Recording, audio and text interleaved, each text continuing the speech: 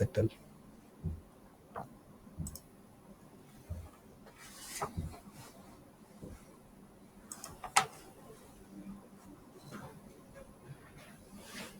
Okay.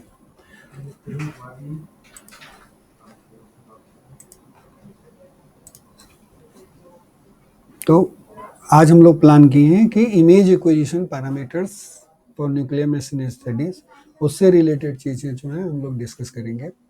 और देखो, nuclear medicine में दोनों तरह की स्टडी होती है, इन विट्रो भी हो रही है, इन विवो भी हो रही है। इन विट्रो में हम इमेज एक्वायर नहीं कर रहे हैं,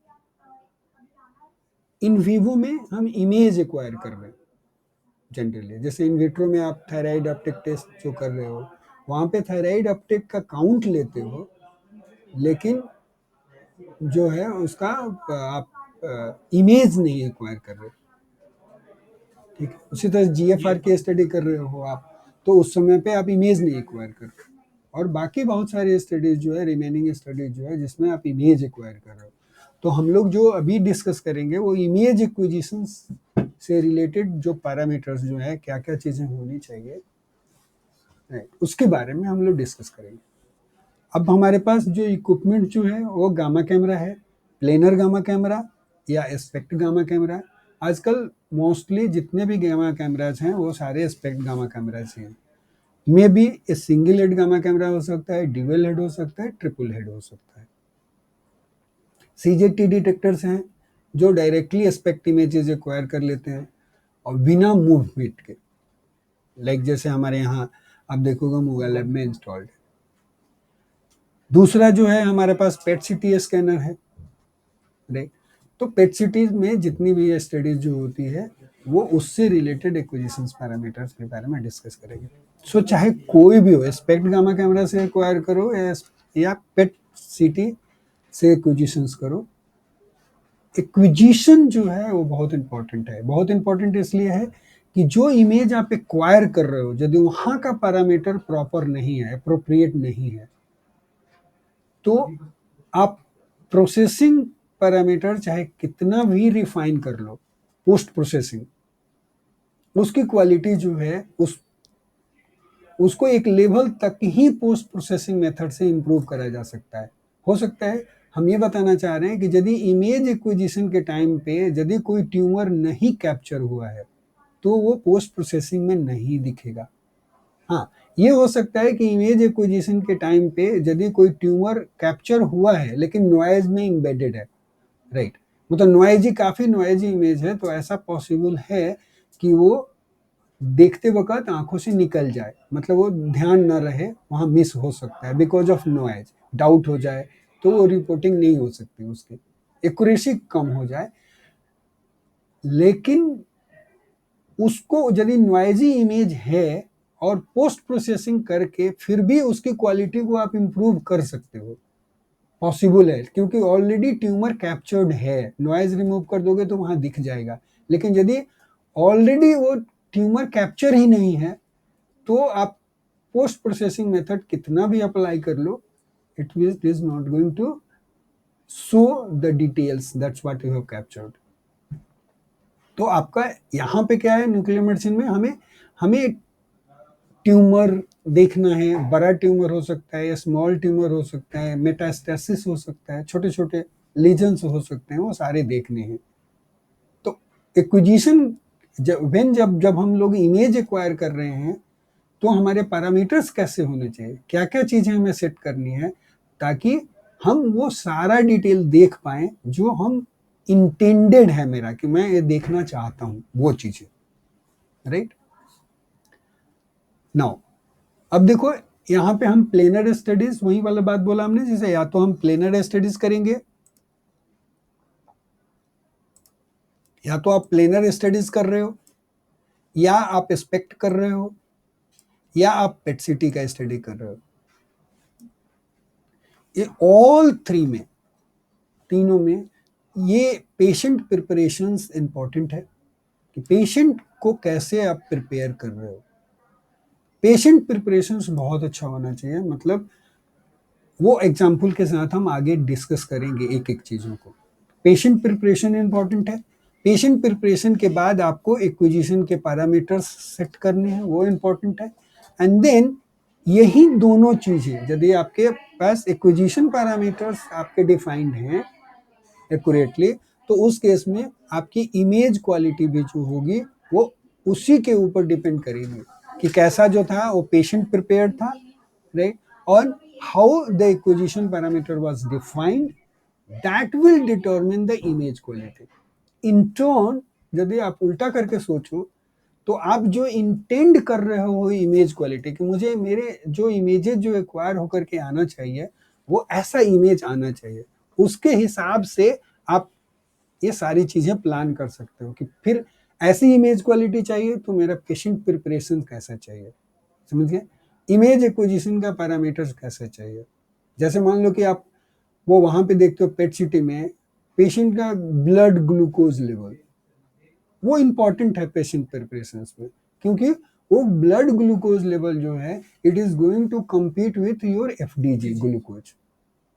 तो आपकी जो भी रिजल्ट आएगा इमेज में वो उसकी एक्यूरेसी को इफेक्ट करेगा। एक्यूरेसी इफेक्ट करेगा मतलब क्वांटिफिकेशन इफेक्ट करेगा कि जितना कैंसर सेल को लेना चाहिए था एफडीजी F18 उसके साथ नॉर्मल ग्लूकोज चला गया। आप समझ रहे? तो पेशेंट प्रिपरेशन बहुत इंपॉर्टेंट है। वैसे तरह से थायराइड में भी स्टडीज में देखोगे तो ऑलरेडी यदि थायराइड आयोडीन से सैचुरेटेड है तो रेडियो एक्टिव आयोडीन उतना नहीं ले पाएगा। आप समझ गए? तो पेशेंट प्रिपरेशन इंपॉर्टेंट है, उसके साथ साथ फिर आएगा एक्विजिशन पैरामीटर इंपॉर्टेंट है, और that will decide your image quality. ठीक है। सो की पैरामीटर्स क्या है प्लेनर इमेजिंग में? बेसिकली की पैरामीटर्स जो हैं वो हैं कॉलीमेटर का सिलेक्शन, एक बेस्ड ऑन द आइसोटोप, कौन सा आइसोटोप यूज कर रहे हो उस आइसोटोप के बेसिस पे कॉलीमेटर का सिलेक्शन करना, एनर्जी विंडो की सेटिंग करना कि वो एनर्जी विंडो क्या होना चाहिए वो होना, एक्विजिशन टाइम कितना लगाना है वो इंपॉर्टेंट है, और मैट्रिक्स साइज, कौन सा मैट्रिक्स साइज जो है वो होना चाहिए, ये चीजें इंपॉर्टेंट है। So what are the things becomes more important, जो की पैरामीटर मतलब ये पैरामीटर जो है वो सारे के सारे इंपॉर्टेंट है आपके। कॉलीमेटर का सिलेक्शन बेस्ड ऑन आइसोटोप, कौन सा आइसोटोप यूज कर रहे हो तो उसके हिसाब से कॉलीमेटर सेलेक्ट करना, एनर्जी विंडो की सेटिंग करना, राइट, और एक्विजिशन टाइम का कितना, और मैट्रिक्स साइज क्या होना चाहिए। जैसे यहाँ पे दिखाया हमने कि फॉर एग्जांपल में देखोगे फॉर टेक्नीशियम 99M इमेजिंग, मतलब हमने सिर्फ यहाँ पे आइसोटोप नहीं दिया, सिर्फ फार्मास्यूटिकल ऐड नहीं किया, टेक्नीशियम 99M के साथ जो भी आ रहा है, जैसे मान लो कि MDP आएगा, मीबी आए, या कोई भी जो रेडियो फार्मास्यूटिकल जो अपटेक जो होगा वो वहां पे मेन रोल क्या प्ले कर रहा है, ये टेक्नीशियम 99M, ये आइसोटोप जो हमने बोला बेस्ड ऑन द आइसोटोप कौन सा जो है कॉलीमेटर सेलेक्ट होना चाहिए, उसी के बेसिस पे यही रेडियो आइसोटोप डिसाइड करेगा कि एनर्जी क्या होना चाहिए। देखो ये क्यों, ये सारे पैरामीटर क्यों इंपॉर्टेंट है? इंपॉर्टेंट इसलिए है कि यदि कॉलीमेटर आयोडीन का आइसोटोप है और LEHR आप यूज कर लो तो इमेज क्वालिटी ठीक नहीं आएगी, वो हम डिटेल में डिस्कस करेंगे, लेकिन ये मिसमैच प्रॉब्लम करने वाला है। उसी तरह से एनर्जी विंडो की सेटिंग, फोटो पिक यदि वो करेक्टली सेट नहीं है तो स्कैटर का काउंट आएगा, समझ गए? तो वो भी इमेज क्वालिटी को आपको डिटोरिएट करने वाला है और क्वांटिफिकेशन एक्यूरेसी को भी अफेक्ट करने वाला है। उसी तरह से एक्विजिशन टाइम इंपॉर्टेंट है, इसलिए डिपेंडिंग ऑन कि कितनी activity at the time of acquisition patient के अंदर है वो डिसाइड करेगा कि एक फ्रेम में मुझे कितना काउंट लेना है, मतलब वो कितना काउंट लेना है वो नहीं डिसाइड करना, मतलब बेसिकली जैसे मान लो कि आपको पता है ऑलरेडी कि 500 के मुझे लेना है काउंट, इतना ऑप्टिमम तो चाहिए ही चाहिए, तो दैट विल वो 500 के काउंट कितने टाइम में आएगा रफली वो एक एस्टिमेट इंपॉर्टेंट है। कम यदि आपने एक्विजिशन टाइम रखा है तो कम फोटोन्स एक्वायर होंगे और इमेज क्वालिटी जो होगी वो नॉइजी होगी, so that will be effect. उसी तरह से मैट्रिक्स साइज विल डिसाइड कि what is the size of the lesion which will be detected. कितना छोटा से छोटा लीजन जो है वो हमारा सिस्टम जो है उसको देख सकता है, मतलब वो मेट्स जो है, मेट्स का साइज, इतना साइज जो होगा मेट्स का, तो मेटास्टैटिक साइज भी वो विजिबल होगा। ठीक है, तो ये सारे पैरामीटर्स जो हैं वो इंपॉर्टेंट होते हैं और जब आप acquisition acquire planar imaging acquire करते हो तो। अब हमने स्पेशल रेफरेंस जो लिया, यस बोलो सर, वो मैट्रिक्स वाला अभी आगे आएगा सारी चीजें। ठीक है, यहाँ पे हमने जो इमेज जो लिया वो हम अपने यहाँ का मेडिशो का गामा कैमरा का लिया है, राइट। अभी इसमें इसमें इंपॉर्टेंट चीज है जो थोड़ी बहुत चीजें जो है वो हमारे यहाँ का सिस्टम जो है स्पेक्ट्स विद सीटी ऑप्शंस है।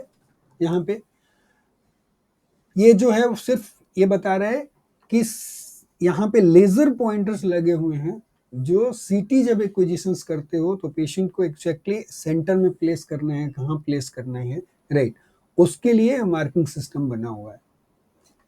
दूसरा चीज जो है वो इम्पोर्टेंट है इमरजेंसी। कई बार हमें इमरजेंसी स्टॉप करना पड़ता है, तो कहाँ कहाँ पे स्विचेज अवेलेबल हैं इमरजेंसीज के, दैट इज इंडिकेटेड। और ये जहाँ भी आप काम कर रहे हो इन चीज़ों पे ध्यान देना चाहिए कि कहाँ कहाँ पे इमरजेंसी सिचुएशंस है, क्योंकि ऑल्दो ये सारी चीज ऑटोमेटेड है, कभी कोई प्रॉब्लम्स नहीं होता है, जनरली नहीं होता है, लेकिन ऐसा होता भी है कई बार। जैसे ऑटोमेटेड सिस्टम फेल होएगा तो हो सकता है कि पेशेंट को डिटेक्टर जो है वो जाकर के दबा दे, कोई भी अनहैपनिंग्स हो सकती है। इसलिए ये इंपॉर्टेंट है और हमेशा ये बोला जाता है कि जब भी पेशेंट एक्विजिशन चल रहा है, जो भी वहां पे टेक्निकल पर्सन है चाहे कोई भी हो, one has to be alert and watch कि how the head is moving, how the patient is moving, कि ऐसा कुछ पेशेंट के साथ अनहैपनिंग्स ना हो जाए।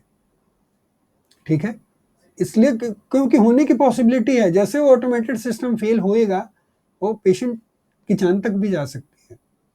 You have to be very very careful. So you should know कि where are the emergency stop buttons, उसको प्रेस करना है।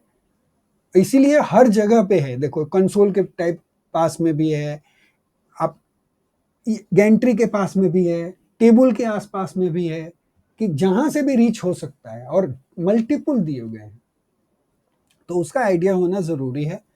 दूसरी चीज है कि जब एक बार हो गया तो कहां से रिलीज करना है उन पॉइंट्स को, इमरजेंसी बटन्स को, वो भी पता होना चाहिए आपको। ठीक है, बाकी ये जनरल जो है वो उसके सिस्टम के बारे में सबको पता होना चाहिए कि जैसे बॉडी कॉन्टूर कहाँ पे है, टच पैलेट क्या है, उसके बारे में, कॉलीमीटर कैसे एक्सचेंज करते हैं, उस समय पे ड्यूरिंग जब आप एक्सचेंज कर रहे हो कॉलीमीटर, तो उस समय पे आपको क्या क्या चीज़ें सावधानी रखनी है ताकि डैमेज ना हो। वो डैमेज सिस्टम को भी हो सकता है, वो आपको भी लग सकता है। ठीक है, तो आपको अपने को भी बचाना, सिस्टम को भी बचाना है, वो सारी चीज़ें अवेयरनेस होना चाहिए। दूसरा, अब देखो, अब एक्विजिशन पैरामीटर के बारे में हम लोगों ने अब काम शुरू कर दिया। क्या पहला चीज इंपॉर्टेंट है, सबसे इंपॉर्टेंट है एनर्जी विंडो की सेटिंग्स और पिकिंग। ये पहला काम होता है। ऑल्दो ये ऑटोमेटेड है, वो अपने आप पिक कर लेता है, लेकिन वो आपका काम है जैसे आपने पेशेंट लगाया, दो चीज चेक करना कि एनर्जी विंडो की सेटिंग्स जो हमने डिसाइड किया था, जैसे मान लो कि आपका जैसे उसमें दिया था कि 140 केवी, राइट, 140 केवी प्लस माइनस आपको जो भी रखना है, 20% रखना है, 15% रखना है, एसिमेट्रिक विंडो रखना है, या आपको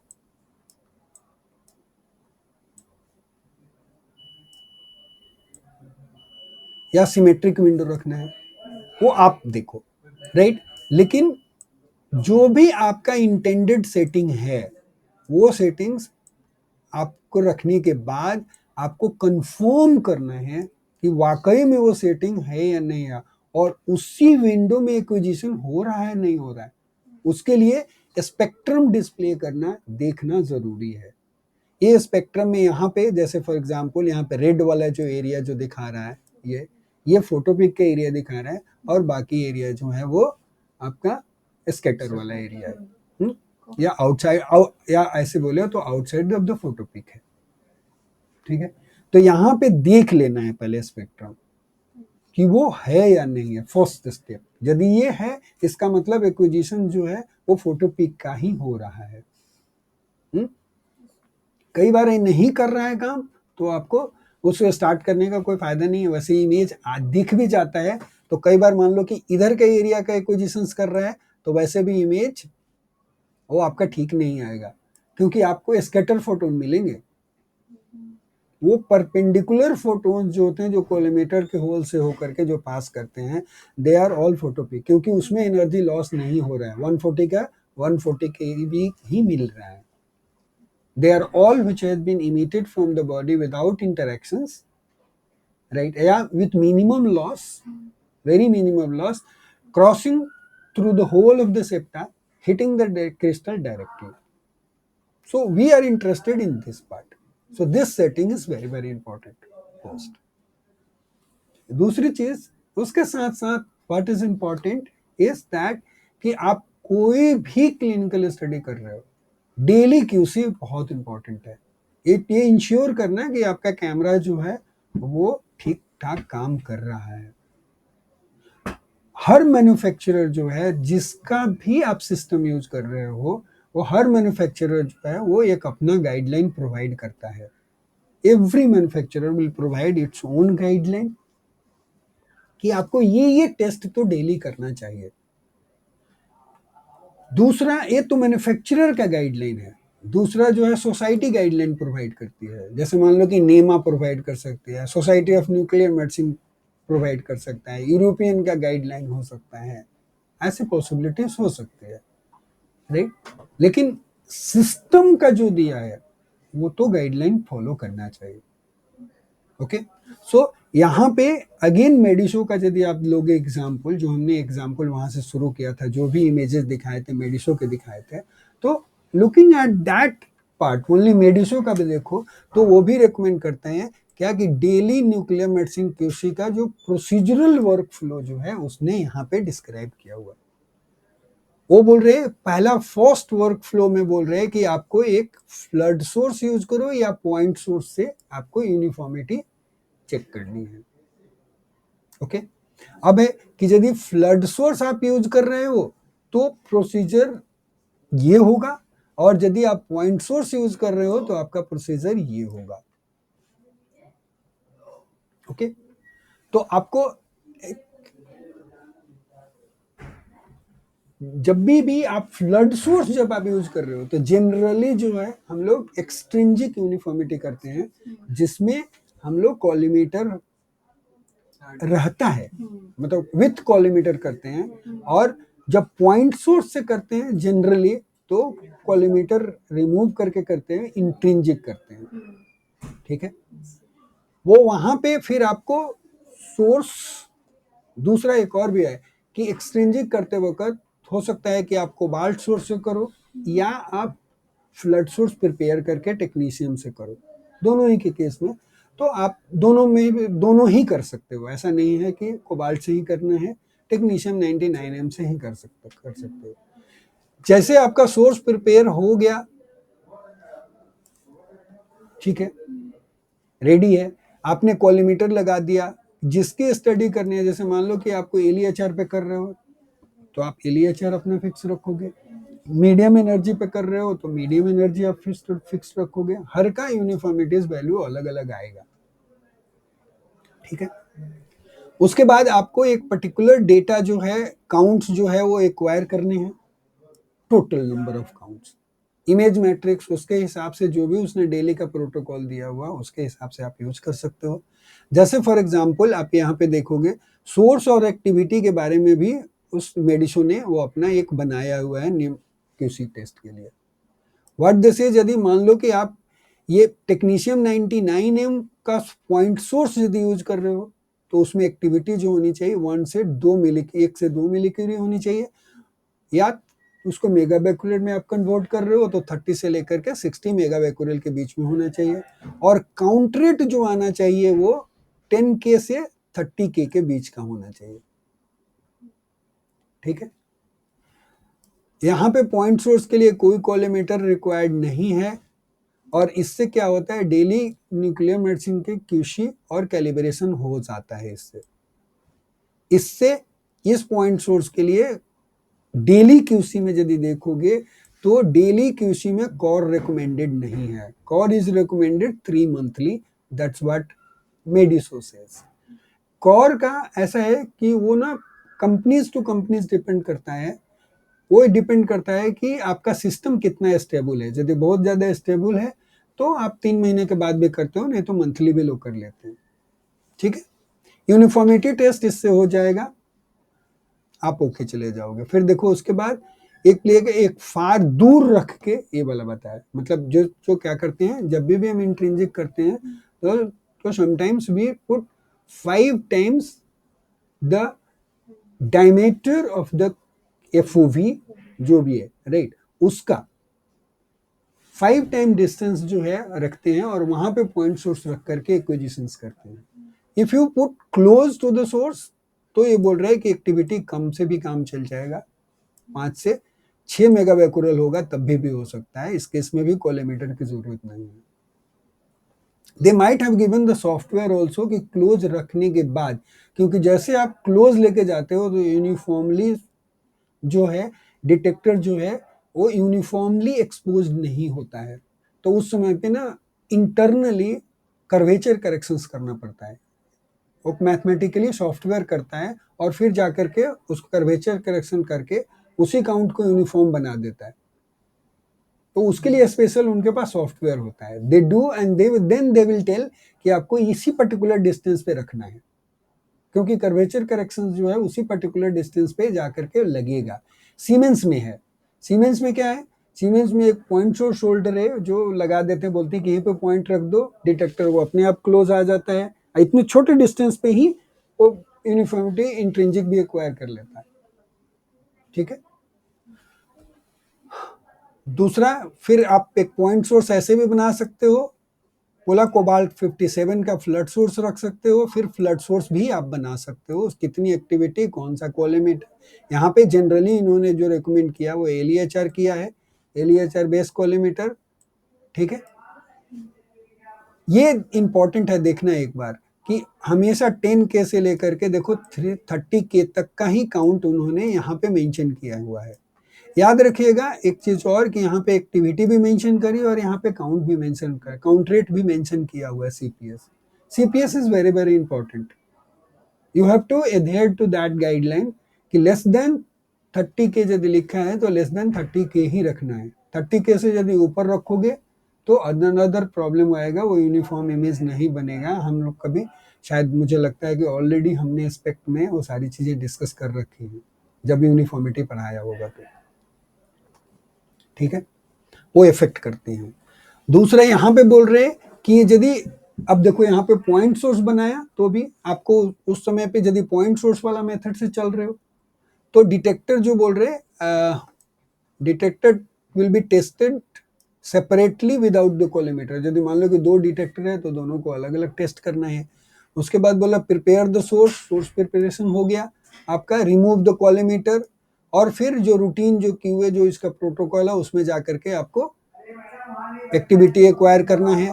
उसके बाद पिकिंग, देखो यहाँ पे भी लिखा है, देखो इंपॉर्टेंट, जैसे ये रखोगे आपको पिक करना है जरूरी, जो मैंने पहले भी बोला कि पिकिंग देखना जरूरी है। Make it a habit to see that whether the camera is peaked और नॉट। पिक में तो वही कि फोटो पिक में वो आ रहा है या नहीं आ रहा है, स्पेक्ट्रम आपने देख लिया। उसके बाद बोलते हैं कि बैकग्राउंड टेस्ट करना है विद कॉलीमीटर, यहाँ पे विदाउट भी कॉलीमीटर रख रहे हो तभी भी बैकग्राउंड काउंट लेना है। बैकग्राउंड काउंट क्यों लेना है, क्योंकि बैकग्राउंड काउंट इसलिए लेना जरूरी है कि it is insured that room में कोई एक्टिविटी नहीं है। कम काउंट आएगा वो एक्सेप्टेबल लिमिट में आएगा, आप ओके चले जाओ, नहीं तो यदि रूम में एक्टिविटी होगी तो रूम के वॉल्स और बाकी जो इक्विपमेंट जो कुछ भी रखे हुए वहां से स्कैटरिंग हो करके हो सकता है कि वो इमेज फॉर्मेशन में भी फिर इंटरफेयर करे। तो कई बार आपको वो पता नहीं चलेगा कि एक्चुअल में प्रॉब्लम जो है बिकॉज ऑफ बैकग्राउंड से आ रहा है या सिस्टम में प्रॉब्लम है। इसलिए सबसे पहले क्या करते हैं, बैकग्राउंड रिमूव कर लेते हैं। और ये एग्जामिनर जब भी तुम लेकर के क्यूसी जब एग्जामिनेशन में लेकर के भी जाओगे, यूनिफॉर्मिटी का टेस्ट वगैरह आएगा तो इस टाइप के वो क्वेश्चन पूछेगा, have you tested the background, देखा किया था क्या, और आपने यदि किया तो आपको क्या वैल्यूज है, उसका एक्सेप्टेबिलिटी लिमिट क्या है, क्यों करते हैं। हर क्वेश्चन जो होगा एग्जाम का वो वहां पे हवाई आएगा। ठीक है, वो आपको पता होना चाहिए। ठीक है, उसके बाद वो बोल रहे हैं कि उसके बाद आपको इमेज क्वालिटी जो है फ्लड सोर्स के साथ देखनी है या पॉइंट सोर्स के साथ देखो कि इमेज क्वालिटी कैसे है, इवेल्युएट करो। यदि आपको यूनिफॉर्म लग रहा है, ठीक है तो ठीक है, आगे बढ़ो, नहीं है तो आपको फिर कैलिब्रेशन और रिकैलिब्रेशन करना पड़ सकता है। राइट, इंजीनियर को बुलाओ, कैलिब्रेट करवाओ। लास्ट में ये बोल रहे हैं कि लास्ट में जब सब कुछ, यदि मान लो कि आपने कैलिब्रेट करवाना पड़ा आपको बाय द वे, तो लास्ट में एक सिस्टम सेंसिटिविटी टेस्ट भी कर लेना कि सिस्टम सेंसिटिविटी तो इफेक्ट नहीं हुई, क्योंकि कैलिब्रेशंस में ना सारे पीएमटी की वो फिर ट्यूनिंग करते हैं और लेके के चलते हैं। तो जो पहले हमारा सिस्टम सेंसिटिविटी था उतना ही है या नहीं है। ठीक है, so that is recommended, that's what this is. और मोटा मोटी मैंने इसलिए इस पर्टिकुलर चीज को डिस्कस किया कि डेली क्यूसी में कोई भी कैमरा लोगे, हर का मैन्युफैक्चरिंग गाइडलाइन हो, मैन्युफैक्चरर का गाइडलाइन होगा कि कैसे प्रोसीजर आपको फॉलो करने हैं और आपको फॉलो करना चाहिए, ये बताने के लिए। This is important point. ठीक है जी।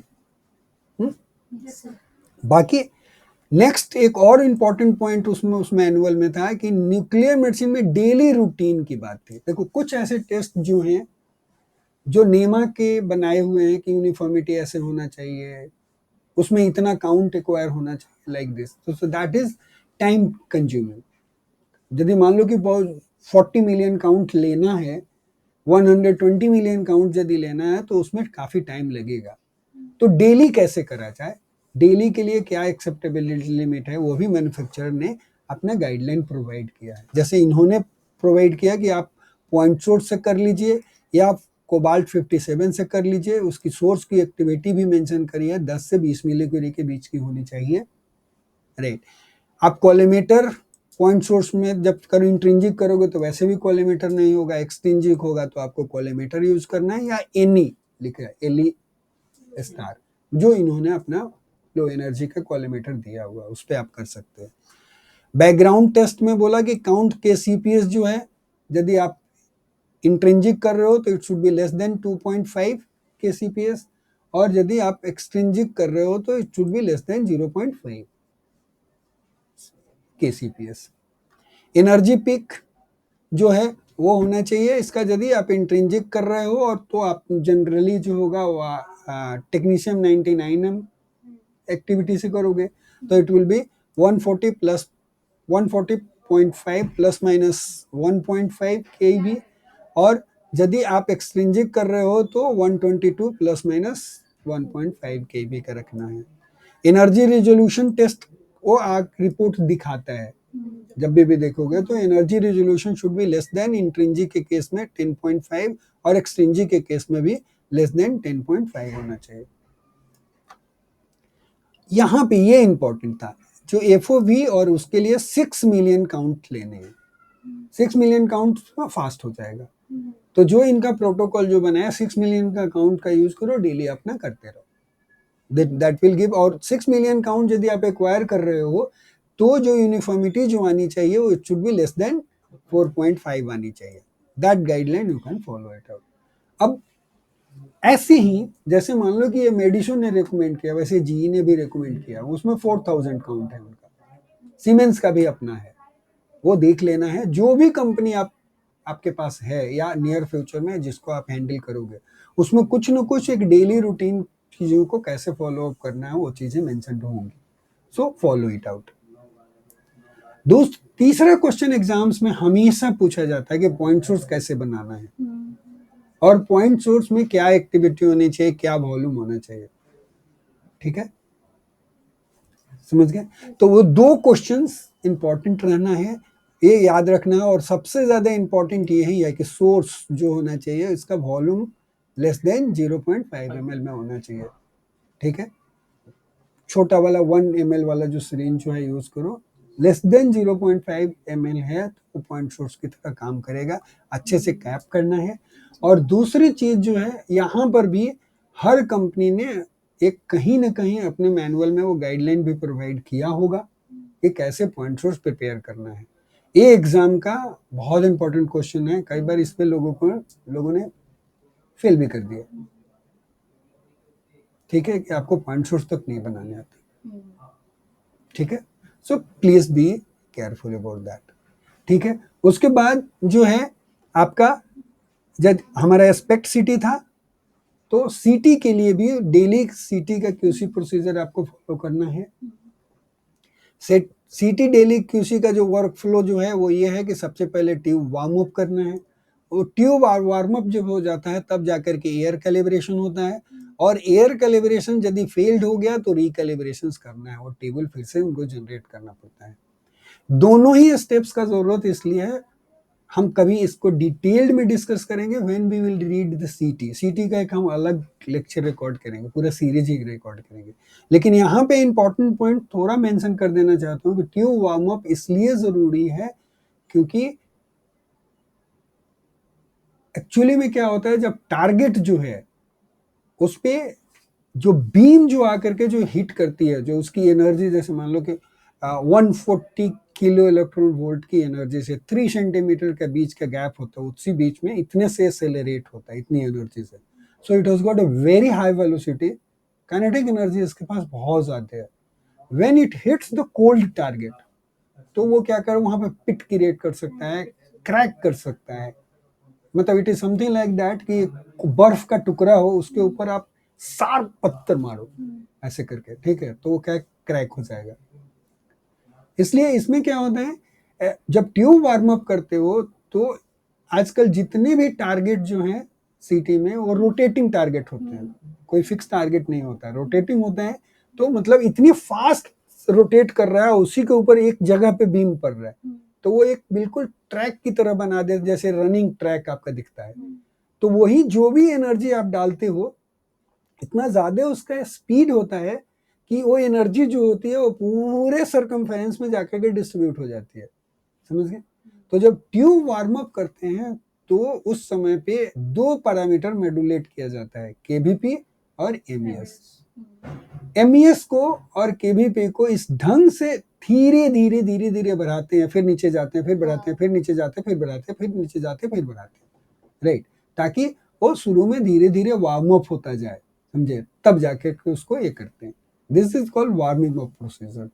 This is to save the life of the tube and increase its life span also. ठीक है, वो इंपॉर्टेंट होता है। एयर कैलिब्रेशंस इसलिए जरूरी है क्योंकि एयर कैलिब्रेशन नहीं होगा तो उसमें देखोगे जब भी आप म्यू का वैल्यू जो निकलता है वो इंटेंसिटी जो होती है I डिवाइडेड बाई I0 होता है। जब कोई भी ऑब्जेक्ट नहीं है बीच में तो कितना एक्सरे क्रॉस कर रहा है, तो वो उस समय पे जब एयर कैलिब्रेशन होता है उस समय पे गैंट्री में कोई भी ऑब्जेक्ट नहीं होना चाहिए। यदि एक कंट्रास्ट मीडिया का एक ड्रॉप भी पड़ा होगा ना, आपके इमेज में जाकर के आर्टिफैक्ट क्रिएट करेगा। So there should not be anything out air calibration करते वक्त। ठीक है, आप समझ गए? तो एयर कैलिब्रेशन और हर सीटी स्कैन जो उसके बाद होता है उसी का डेटा यूज होता है इंटरनली, ऑटोमेटिकली वहीं से वो कैलकुलेट करता है, वहीं से जाकर के बनाता है। सो air calibration is very very important. ठीक है, ओके, नाउ अब देखोगे यहाँ पे इमेजिंग का बोला था हमने कि आपको कॉलीमीटर सिलेक्शन, पिकिंग, उसके बाद हम आए थे वहां पे कि जो डेली उनके रिकमेंडेड प्रोसीजर है, हमने एक गामा कैमरा उठा लिया अपने यहाँ का और पहले हमने एश्योर कर लिया है कि हमारा एस्पेक्ट और सिटी सिस्टम, यदि हम एस्पेक्ट और सिटी कर रहे हैं तो वो it is working perfectly all right, right. Now अब आ जाओ यहाँ पे कि जो इमेजिंग जो है, जो भी आप कर रहे हो, उसके एक्विजिशन पैरामीटर से रिलेटेड अलग अलग गाइडलाइंस अवेलेबल है। या बुक जब आप पढ़ोगे तो हर बुक में कोई ना कोई इमेजिंग पैरामीटर्स कैसे करना है, पेशेंट का प्रिपरेशन कैसे करना है, वो लिखा हुआ होगा। ठीक है, बुक एक स्टैंडर्ड बुक का पब्लिकेशंस और रिसर्च आर्टिकल का पब्लिकेशंस में डिफरेंस होता है। बुक्स पहले लिखी जाती है, राइट, तो उसमें डेटा पुराना हो सकता है।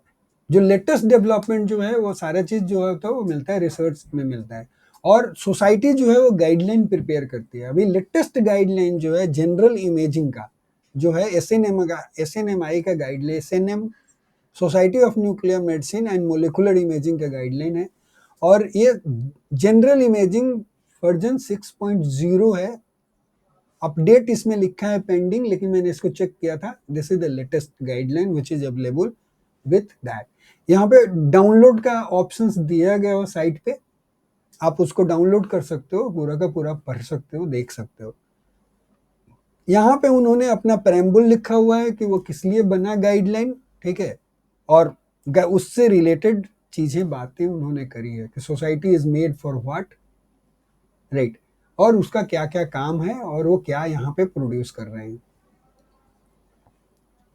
हमारे लिए इंपॉर्टेंट ये है पेशेंट प्रिपरेशन। हमने बात करी थी कि patient preparation is very very important, और ये आप लोगों के लिए इसलिए भी इंपॉर्टेंट हो जाता है कि एग्जाम में क्लिनिकल पेपर में ये आना शुरू हो जाता है। एक समझ गए कि पेशेंट पेपर क्लिनिकल टेक्निक वाला जो पेपर है, क्लिनिकल वाला, वो वहां इन्हीं से रिलेटेड क्वेश्चन पूछते हैं। तो ये आप लोगों के लिए इंपॉर्टेंट हो जाता है। अब यहाँ पे देखो पेशेंट प्रिपरेशन एंड प्रिकॉशंस जो भी दिया वो जनरल इमेजिंग के लिए दिया है, स्पेसिफिक नहीं दिया। अभी स्पेसिफिक का जो आएगा वो स्पेसिफिक में होएगा। जैसे मान लो कि आपको एक्सपेक्ट करना है, एमआईबीजी का करना है, या कोई पर्टिकुलर एक स्टडी करनी है, थायराइड का करना है, उसके लिए हो सकता है कि वो अलग गाइडलाइन हो। समझ गए, मीबी का करना है तो उसके लिए अलग, हाइडा के लिए अलग गाइडलाइन हो।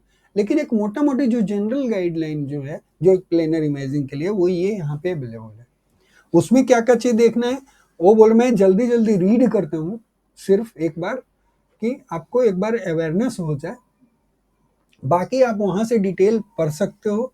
और ये चीजें भी जब भी सपोज करो कि आप एग्जाम में लिख रहे हो कि पेशेंट प्रिपरेशन से रिलेटेड कोई भी बातें, तो यू कैन जस्ट कोट कि आप ये गाइडलाइन को फॉलो करते हुए लिख रहे हो, ठीक है, ताकि वो ऑथेंटिकेटेड आपका हो जाएगा। जिसको भी चेक करना होगा वहां से अपने चेक कर लेगा, राइट। सो इट सेज कि for many procedure no patient preparation is necessary. General जो प्लेनर इमेजिंग करते हैं वो उसमें when patient preparation is necessary for specific procedures the preparation is outlined in the relevant guideline.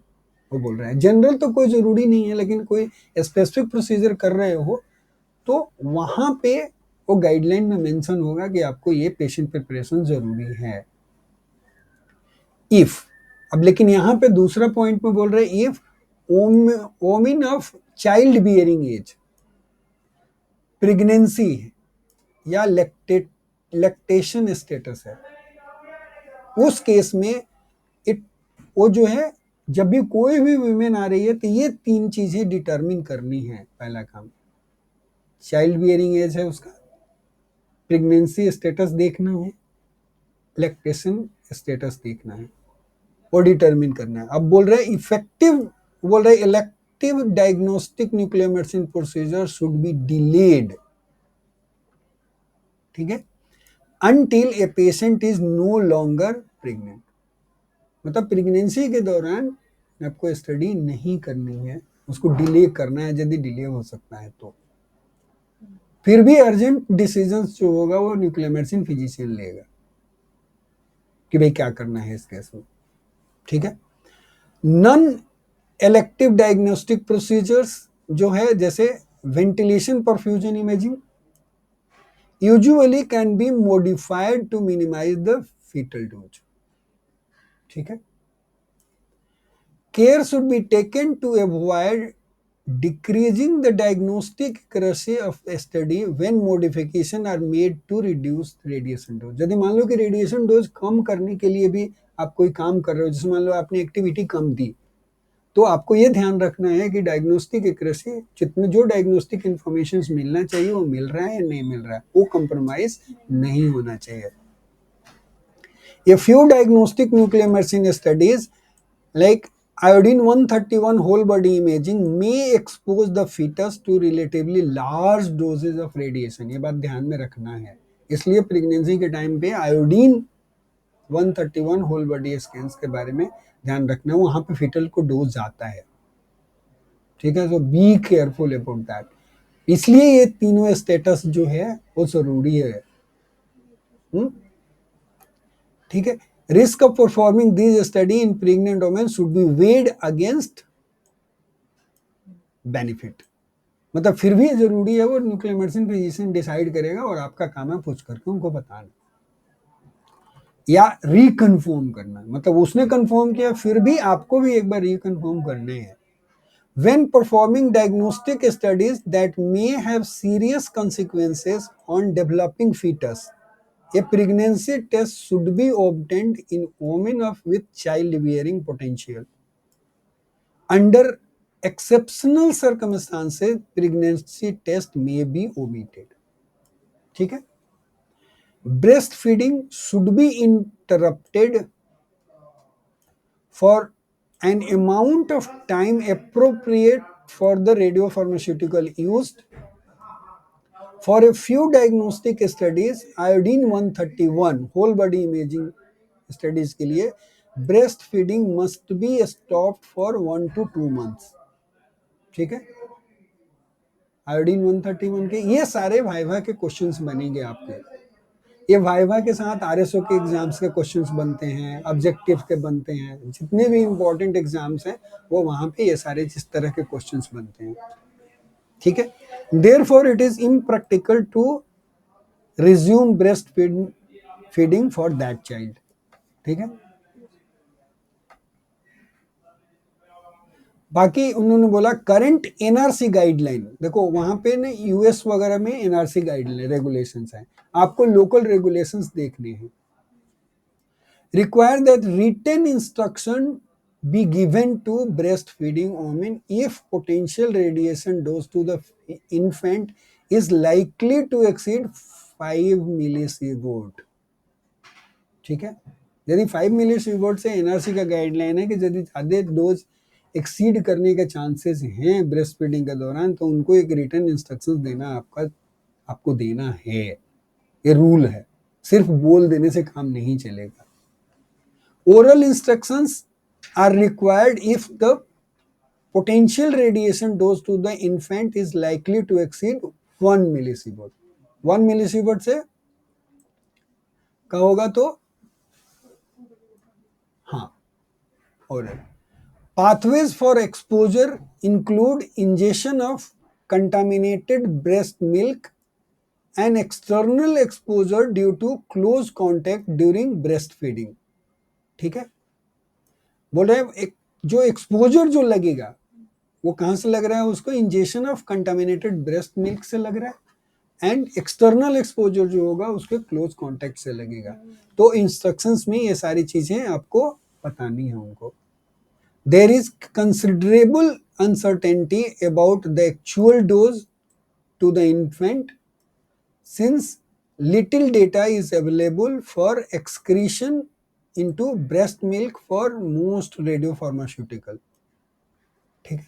मतलब ये बोल रहे हैं कि देयर इज कंसिडरेबल अनसर्टेनिटी है कि एक्चुअल डोज जो है वो कितना इन्फेंट को लगता है, क्योंकि उससे रिलेटेड डेटा जो है वो हमारे पास उतना अवेलेबल नहीं है, या जो भी अवेलेबल है उसमें वेरिएशंस बहुत ज्यादा है। उसके बाद बोल रहे हैं for a few diagnostic studies iodine 131 whole body imaging the radiation dose to the lactating breast can be as large as 100 millisievert तक भी हो सकता है और greater and 10 times the dose to the non lactating breast. When possible it is best to delay these studies for at least 4 weeks after breastfeeding has been stopped. ठीक है, क्या बोल रहे, एटलीस्ट 4 वीक का ब्रेस्ट फीडिंग स्टॉप करने की सलाह देते हैं। इसमें रेडिएशन डोज भी जो है, जब मिल्क एक्सप्रेस हो रहा है, लैक्टेशन स्टेटस है, तो उस समय पे वो 100 मिलीसीवर तक ब्रेस्ट को डोज जा सकता है। ठीक है,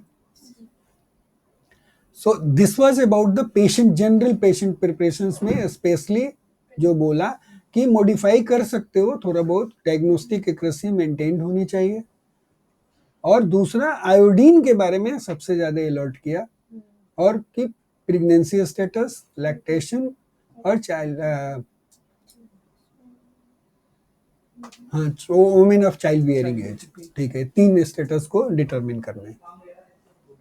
उसके बाद देखो अगेन, अब आ जाओ इमेज एक्विजिशंस के बारे में।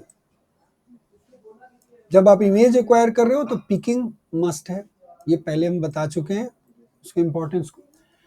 The scintillation camera should be peaked correctly for the energies to be used at least daily. ठीक है, इट्स बेटर कि आप जो भी स्टडी कर रहे हो एक बार स्पेक्ट्रम देख लो। ठीक है, Before every exam या फिर हाँ देख लो, तो स्पेक्ट्रम का बटन होता है ना वहां पे, भाई पिक हो रहा है नहीं हो रहा है। वैसे जनरली आजकल इतना प्रॉब्लम नहीं होता, आज से 20 साल 25 साल पहले तो बहुत ज्यादा फ्रिक्वेंट प्रॉब्लम होते थे, एकदम से अनपिक्ड हो जाता था, शिफ्ट हो जाता था। सर रीजन क्या है अनपिक का? अभी तो इन्वायरमेंटल टेम्परेचर, इलेक्ट्रॉनिक्स की stabilities, there are many things है जो पिक को शिफ्ट करती है। वो स्पेक्ट वाला लेक्चर में देखोगे तो आपको और डिटेल्ड में मिलेगा, लेकिन मेनली जो है इन्वायरमेंटल और इलेक्ट्रॉनिक स्टेबिलिटी। अब जो है धीरे धीरे लोगों ने, मैन्युफैक्चरर ने काम करते करते वो चीज़ें तो लर्न करी ना कि ये चीज़ें ज़्यादा कर रही है, तो फीडबैक लूप में लेते गए, उन चीज़ों को इनहांस करते गए, तो जनरली कम होता है, but this needs to be ensured, क्योंकि ये बहुत इंपॉर्टेंट पैरामीटर है। यदि मान लो कि पिक्ड नहीं है तो आप जो भी इंफॉर्मेशन ले रहे हो वो गलत ही ले रहे हो। A 15 से 20% energy window is typically used. Window is placed symmetrically about the peak or asymmetrically, दोनों ही हो सकता है, if an appropriate energy correction is available। बोल रहे हैं कि एसिमेट्रिक विंडो भी आप यूज कर सकते हो या सिमेट्रिक यूज कर सकते हो। तो आप यदि एसिमेट्रिक यूज कर रहे हो तो उसके पास सॉफ्टवेयर होना चाहिए जो उसको करेक्ट कर पाए। बाकी तो बोल रहे हैं कि फिजिसिस्ट, चूंकि वहाँ के अलग, यूएस में अलग अलग अपने डिजिग्नेशन है, अलग अलग लोग ढंग से काम करते हैं, तो वहाँ पे ये बोल रहे हैं कि physicist can help in determining the limits of asymmetry that can be used for a range of energies. मतलब हर अलग अलग एनर्जीज के लिए वो कितने एसिमेट्री जो है आप यूज कर सकते हो, they will help in determine. और हमारे यहाँ तो आजकल सब कुछ जो भी है उन्हीं को करना है, एक ही को करना है। ठीक, ऐसा हमारे यहाँ कोई AERB का गाइडलाइन नहीं है और इस तरह के गाइडलाइंस नहीं डेवलप्ड है। ठीक है, उसके बाद बोल रहे हैं कि मल्टीपल विंडो, एनर्जी विंडो यदि यूज कर रहे हो तो गाइडलाइन क्या बोलती है, general guideline, the use of multiple energy window for radio nuclide that have more than one energy peak is advantageous. It is necessary to check multiple window spatial registration for the combination of windows।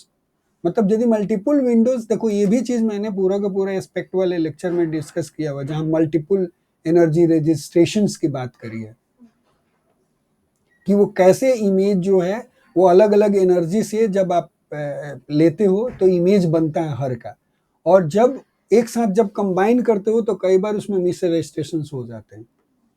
ठीक है, वो उसी की बात यहाँ पर भी कर रहा है। It is necessary to check multiple window spatial registration for the combination of the windows. मतलब दो विंडो या 3 विंडो एक साथ एक्वायर कर रहे हो तो वो चेक करना जरूरी है। इफ वो फिर वही बात बोल रहे हैं, physicist can determine if co-registration for all windows is proper in order to maintain the best spatial resolution and contrast, क्योंकि अल्टीमेटली आपका स्पेशल रेजोल्यूशंस और कंट्रास्ट जो होना चाहिए वो इमेज में वो मेंटेन्ड होना चाहिए. A collimator that offer adequate resolution for the most energetic photons should be used. Intrinsic uniformity should be checked for imaging multiple energy window for such radionuclides. मतलब वो रेडियोन्यूक्लियाइड्स के लिए जब आप एक्वायर कर रहे हो तो मल्टीपल एनर्जी विंडो एक्वायर करके आप यूनिफॉर्मिटी भी एक्वायर करे होगे. यदि यूनिफॉर्मिटी ठीक है तो फिर ठीक रहेगी, कोई दिक्कत नहीं होनी चाहिए. ठीक है. ड्यूअल रेडियोन्यूक्लियाइड आप जब यूज कर रहे हो स्टडी में, when using two radionuclides in sequential studies, मतलब एक स्टडी के बाद दूसरा, मतलब पहला आयोडीन से किया दूसरा मान लो टेक्नीशियम से करना हो, या पहला टेक्नीशियम से किया दूसरा आयोडीन से करना हो, ऐसा दो एनर्जी सीक्वेंस में, images from lowest energy radionuclide should be obtained first. तो यदि मल्टीपल एनर्जी विंडो वाली स्टडी यदि मतलब दो रेडियोन्यूक्लियाइड का करना है, सीक्वेंस में करना है, और टेक्नीशियम और आयोडीन के केस में टेक्नीशियम वाला पहले होना चाहिए, बाद में आयोडीन होना चाहिए. ठीक है. In principle, it is possible to use several energy window to image two radionuclides simultaneously. Such techniques involves many pitfalls, however, and the results will depend on the equipment used and a special quality control test. The different energy will have different spatial resolution. Naturally इसीलिए देखो जब भी test भी जब कर रहे थे वहाँ पे तो उसने बताया था कि एनर्जी रेजोल्यूशन भी आपको टेस्ट करना लेस देन 10.5 था ना, और वो वहाँ पे आइसोटोप मेंशन था. टेक्नीशियम के लिए अलग था और कोबाल्ट के लिए अलग था. तो हर एनर्जी के एनर्जी रेजोल्यूशन डिफरेंट होता है. ये भी चीज हम लोग ऑलरेडी एक्सप्लेन कर चुके हैं एस्पेक्ट वाले उन सारे लेक्चर्स में डिटेल्ड में देखोगे तो. The procedure must account for the detection of a scatter from the high energy photons into the energy used for the lower energy photons.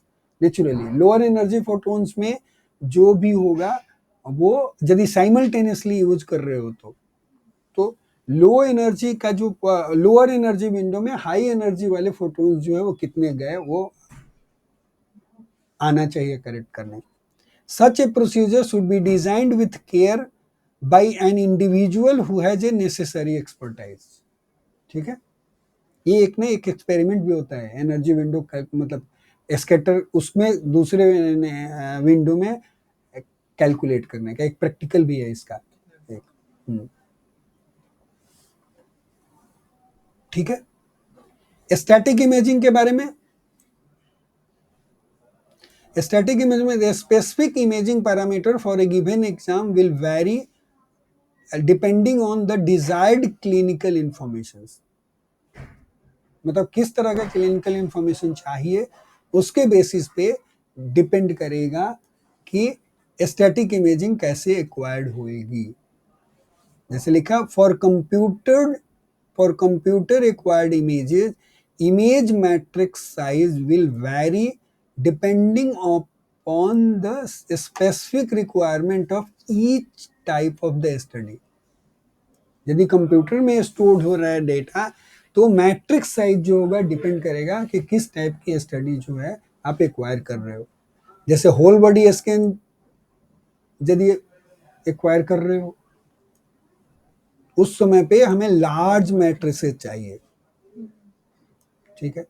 जैसे 1024 इंटू 256 होल बॉडी में जब एक्वायर करते हैं तो रो जो होते हैं 1024 का होता है और 256 के कॉलम्स होते हैं.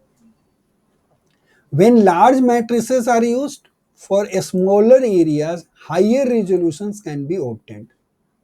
But उसमें प्रॉब्लम क्या आएगा? But they have more statistical fluctuations, which is the noise. ज़्यादा noise होगा. हायर मैट्रिक साइज आप यूज करोगे कम काउंट एक्वायर होंगे पर पिक्सल में सेम एरिया में. Statistical fluctuation in large matrix sizes can be reduced by smoothing post processing filter use करके उसको नॉइज को स्मूथ किया जा सकता है, but special resolution will decline, उस केस में स्पेशल रेजोल्यूशन जो है वो कम हो जाएगा। The digital appearance of small matrix sizes can be reduced by interpolation to large matrix size for the display. मतलब बोल रहे हैं कि यदि स्मॉल मैट्रिक्स साइज में डेटा एक्वायर किया हुआ है तो उसको लार्ज में डिस्प्ले करा जा सकता है इंटरपोलेशन यूज करके, बड़ा इमेज। जैसे देखोगे तो क्लिनिशियन ऐसे जूम करके देखते हैं इमेज को, तो वो जूमिंग जो है वो बेसिकली वो एक इंटरपोलेशन टेक्निक है, छोटे मैट्रिक्स में है लेकिन बड़ा में करके दिखाते हैं। ठीक है। होल बॉडी इमेजिंग में scan time varies depending on the count rate and count density required. मतलब काउंट रेट कितना है और 1 स्क्वायर सेंटीमीटर एरिया में कितने काउंट आप एक्वायर कर रहे हो, उसके ऊपर डिपेंड करेगा कि कितना स्कैन टाइम हमें रखना है। ठीक है। Matrix size will vary depending on the radionuclides, number of counts and resolution required। ठीक है। मैट्रिक्स साइज किस किस पे डिपेंड करेगा कि वेरी डिपेंडिंग ऑन द रेडियोन्यूक्लियाइड्स, कौन सा रेडियोन्यूक्लियाइड्स आप यूज कर रहे हो, कितने नंबर ऑफ काउंट्स और कितना रेजोल्यूशन आपको चाहिए। Because a whole body image covers about 200 centimeters, right? The matrix dimension along the length of the patient should be at least 512 pixel। तो बोला ये होना चाहिए। Acquisition time greater than 30 minute are not practical for routine use in unsedated patient. यदि patient नहीं तो फिर sedation चाहिए, नहीं तो मूव करेगा। ठीक है। टाइम कितना हो रहा है? 170.